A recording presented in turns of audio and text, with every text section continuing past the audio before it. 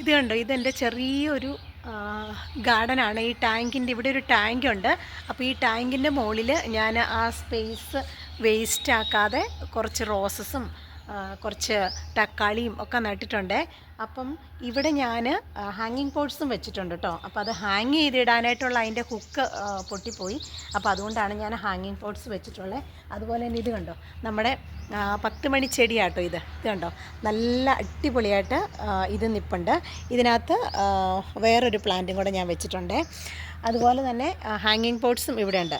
ഇന്നിപ്പോൾ നിങ്ങളൊരു സൂത്രം കാണിക്കാം. നമ്മൾ പുതിന നട്ടിരിക്കുന്നതാണേ. അപ്പോൾ പുതിന എന്ന് പറഞ്ഞാൽ പുതിന ചായയും അതുപോലെ തന്നെ ബിരിയാണിക്കകത്തൊക്കെ ഇടാനും പുതിന നല്ലതല്ലേ. അപ്പോൾ ഞാൻ ഈ ഒരു പുതിന എങ്ങനെയാണ് ഇതിനകത്ത് വളർത്തിയെടുത്തതെന്ന് കാണിച്ചു തരാം കേട്ടോ, നല്ല ഹെൽത്തി ആയിട്ട്. ഇതുകൊണ്ട് ഞാനിങ്ങനെ ചെറിയൊരു നമ്മുടെ 2 ലിറ്ററിൻ്റെയൊക്കെ ഒരു ബോട്ടിലുണ്ടല്ലോ ഇവിടെ നമുക്ക് ഈ ഒരു എന്താ പറയണേ, ഡിസ്റ്റിൽഡ് വാട്ടർ വാങ്ങിക്കുന്ന ബോട്ടിലാട്ടോ ഇത്. അപ്പോൾ ആ ഒരു ബോട്ടിൽ കളയാതെ ഞാനെടുത്ത് മാറ്റി വെക്കും. അപ്പോൾ അത് ഇതേപോലെ ഒന്ന് കട്ട് ചെയ്തിട്ട് ഇതിനകത്ത് ഞാൻ അടിയിൽ കുറച്ച് നമ്മുടെ ഇലകളുണ്ടല്ലോ, ഉണങ്ങിയ ഇല, അതൊക്കെ ഇട്ടതിന് ശേഷം പിന്നെ അതിനകത്ത് നോർമലായിട്ടിരിക്കുന്ന മണ്ണാണ് ഇട്ട് കൊടുത്തിരിക്കുന്നത്. എന്നിട്ട് ഞാൻ ഇതുപോലെ നമ്മുടെ ഈ ഒരു പുതിനയുടെ തണ്ട് മുറിച്ച് ഞാൻ കുഞ്ഞതായിട്ട് വെച്ച് കൊടുത്താൽ കേട്ടോ. അപ്പോൾ ഇത് കണ്ടോ, അങ്ങനെ ഞാൻ വളർത്തിയെടുത്താണ്. നല്ല ഹെൽത്തി ആയിട്ട് നമ്മുടെ പുതിന വന്നിട്ടുണ്ട്. ഇഷ്ടം പോലെ നമുക്ക് ഇതേ രീതിയിൽ ചെറിയ ചെറിയ ബോട്ടിൽസിനകത്ത് പുതിനയൊക്കെ വെച്ച് കൊടുക്കാൻ പറ്റും കേട്ടോ. ഈ പുതിന ഇല ഇട്ടിട്ടുള്ള ചായയും കട്ടൻ ചായയും പാൽ ചായയും ഒക്കെ നല്ല ടേസ്റ്റാണ്. പിന്നെ ഇതൊരു ഹെർബ്സും കൂടെയാണല്ലോ. അപ്പോൾ അതുകൊണ്ട് തന്നെ നമുക്കിത് ഇഷ്ടം പോലെ നമ്മുടെ വീട്ടിൽ വളർത്തിയെടുക്കാനായിട്ട് പറ്റും.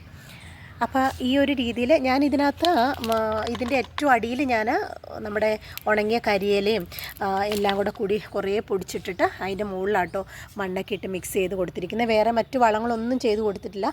നന്നായിട്ട് വെള്ളം ഒഴിച്ചു കൊടുത്തു. അതിന് ശേഷം കേട്ടോ ഞാൻ ഇതിങ്ങനെ വളർത്തിയെടുത്ത്. ഇതിപ്പോൾ ഏകദേശം 2 ആഴ്ചയായ പുതിനയാട്ടോ. ഞാൻ ചെറിയ തണ്ട് ഇതുപോലെ മുറിച്ച് ഒടിച്ചാണ് വെച്ച് കൊടുത്തിരിക്കുന്നത്. പക്ഷെ നല്ല ഹെൽത്തി ആയിട്ട് തന്നെ വളർന്നു വന്നിട്ടുണ്ട്. വെള്ളം മാത്രം മതി കേട്ടോ. പിന്നെ ഈ ഒരു സമ്മർ സീസണിൽ നല്ല രീതിയിൽ വളർത്താൻ പറ്റിയ ഒരു പ്ലാന്റാണ് ഈ ഒരു പുതിന എന്ന് പറഞ്ഞാൽ. കാണാനും നല്ല ഭംഗിയല്ലേ. അപ്പോൾ ഇതേ രീതിയിൽ ഞാൻ കുറച്ച് പ്ലാന്റ്സ് ഇവിടെ ഇങ്ങനെ വെച്ച് കൊടുത്തിട്ടുണ്ട്. പിന്നെ ഇതുണ്ട്, നമ്മുടെ റോസയിലൊക്കെ ഇഷ്ടംപോലെ പൂക്കളുണ്ടായി വരുന്നുണ്ട്. എല്ലാ രീതിയിലും ഇതിനകത്ത് ഞാൻ വേറെ പ്രത്യേകിച്ച് വളമൊന്നും ചെയ്ത് കൊടുക്കാറില്ല കേട്ടോ. വെള്ളം നന്നായിട്ട് ഒഴിച്ചു കൊടുക്കും, അത്രേ ഉള്ളൂ. പിന്നെ ഇടയ്ക്ക് നമ്മുടെ DAP ഒക്കെ ഒന്ന് മിക്സ് ചെയ്ത് കൊടുക്കാറുണ്ട്, കുറേശ്ശെ ഒന്ന് ഇട്ട് കൊടുക്കാറുണ്ട്. മാസത്തിൽ 1 കിലോ വല്ലോ, അത്രേ ഉള്ളൂ.